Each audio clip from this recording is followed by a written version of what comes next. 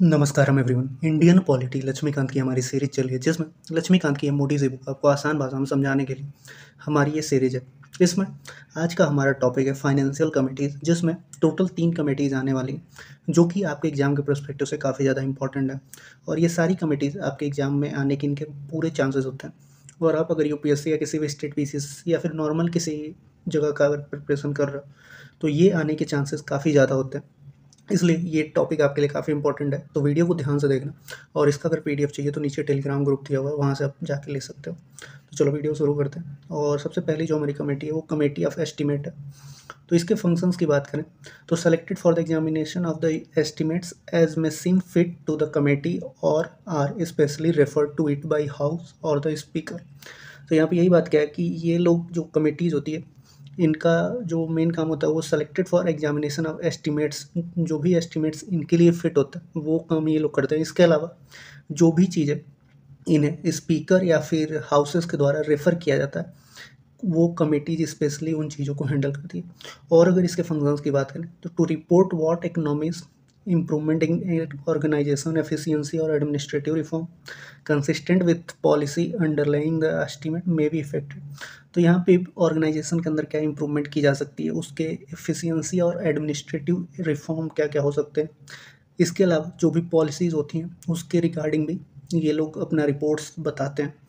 और अगर बात करें टू सजेस्ट अल्टरनेटिव पॉलिसीज़, तो अल्टरनेटिव पॉलिसीज़ सजेस्ट करते हैं जिससे कि एफिशिएंसी बढ़े। इसके अलावा यहाँ बात करें तो to examine whether the money is well laid out within the limit of policy implied in estimates. तो जो भी पॉलिसीज़ होती हैं उसके अंदर मनी जो पैसे हैं उसको खर्च एक लिमिटेड तौर पे किया गया है या नहीं, या फिर फिजूल खर्ची है, वो चीज़ें भी इनका ही देखना होता है कि जो भी पैसे हैं वो क्या एक लिमिट में है या नहीं। To suggest the form in which estimate shall be presented to the parliament. तो जो भी एक चीज़ होता है कि कैसे कोई भी आप चीज़ अगर सबमिट कर रहे हो हाउस के अंदर तो वो एक सही एस्टिमेट हो उसका, वो तरीका ये लोग बतलाते हैं। तो ये था हमारा कमेटी ऑफ एस्टिमेट। अगर हम इसके मेंबरशिप की बात करें तो इसमें टोटल 30 मेंबर होते हैं और ये सारे के सारे लोकसभा से आते हैं। और इनका जो काम होता है amongst this member according to the proportional representation by means of single transferable vote, sorry, तो इनका जो वोटिंग होता है वो होता है आपका proportional representation by means of single transferable vote. इसके अलावा अगर बात करें कि इनके चेयरपर्सन की नियुक्ति के बारे में तो ये अपॉइंट किए जाते हैं स्पीकर के द्वारा, और ये बाकी के जो मेंबर्स होते हैं उन्हीं मेंबर्स के बीच में से होते हैं। इसके अलावा जो भी इसका मेंबर होता है वो कोई भी मिनिस्ट्री उसके पास नहीं होनी चाहिए, कोई भी पोर्टफोलियो नहीं होना चाहिए। तो ये था हमारा एस्टीमेट कमेटी। तो अब हम बात करेंगे दूसरी कमेटी के बारे में, और ये है कमेटी ऑफ पब्लिक अकाउंट। तो इसके बारे में अगर हम बात करें तो इसका जो फंक्शन होता है तो ये examine of account showing the appropriation of sum granted by parliament for the expenditure of government of India. तो जो भी पैसे पार्लियामेंट के द्वारा गवर्नमेंट ऑफ इंडिया को ग्रांट किया जाता है उसी को एग्जामाइन करने का इनका फंक्शन होता है। इसके अलावा एनुअल फाइनेंस अकाउंट जो हमारी गवर्नमेंट का होता है, और इसके जैसे और भी अकाउंट्स वो भी हाउस को एक तरीके से उसके सामने लाने से पहले ये कमेटी ही डिसाइड करती है कि ये कौन कौन से अकाउंट्स हैं गवर्नमेंट के जो हाउस के अंदर जाएंगे वोटिंग के लिए। आपको पता होना चाहिए जो हमारा कंसोलिडेटेड फंड ऑफ इंडिया है उससे पैसे अगर निकालने होते हैं तो उसके लिए वोटिंग होती है।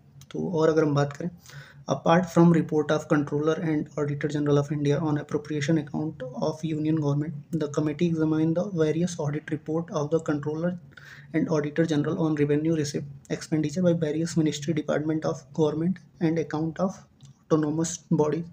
तो यही पे जो भी रिपोर्ट्स कैग के होते हैं वो, इसके अलावा जो कमेटी एग्जामाइन करती है various audit report of controller general on revenue receipts के ऊपर जो चीज़ें होती हैं वेरियस मिनिस्ट्रीज़ के द्वारा जो भी आपके अकाउंट्स होते हैं उनका, तो ये सारी चीज़ें ये आपकी पब्लिक अकाउंट कमेटी ही करती है।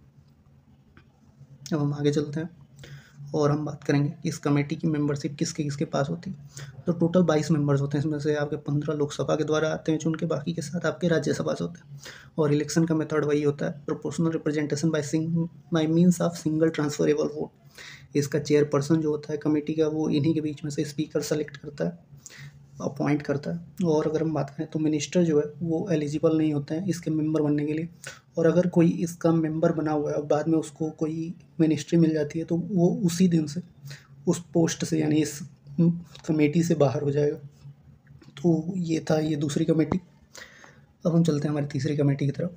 और इस कमेटी का नाम है कमेटी ऑन पब्लिक अंडरटेकिंग। और इसके फंक्शंस की अगर हम बात करें, the function of committee are to examine the reports and account of public understanding is specified in fourth schedule to the rules of procedure and conduct of business in Lok Sabha.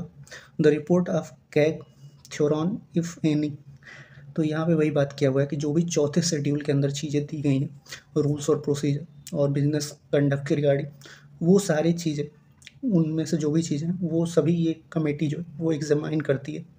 तो यही बात कर रहा है। आगे अगर बात करें तो to see whether in the context of their autonomy and efficiency the affair of public undertaking are being managed in accordance with the sound business and principles and prudent commercial practice।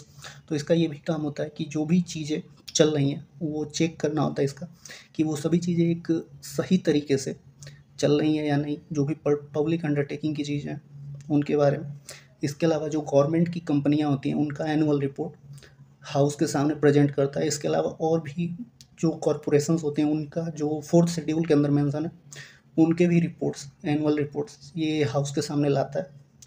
अब अगर हम इसकी membership की बात करें तो total 22 members होते हैं। इसमें जो 15 मेंबर्स होते हैं वो लोकसभा से आते हैं और 7 मेंबर आपके राज्यसभा से आते हैं। और इनका इलेक्शन का जो तरीका होता है वही proportional representation bye means of single transferable vote. और यहाँ पे इनके चेयरमैन जो होते हैं वो इन्हीं के बीच में से चुने जाते हैं, इन्हीं मेंबर्स के बीच में। और ये होते हैं आपके स्पीकर।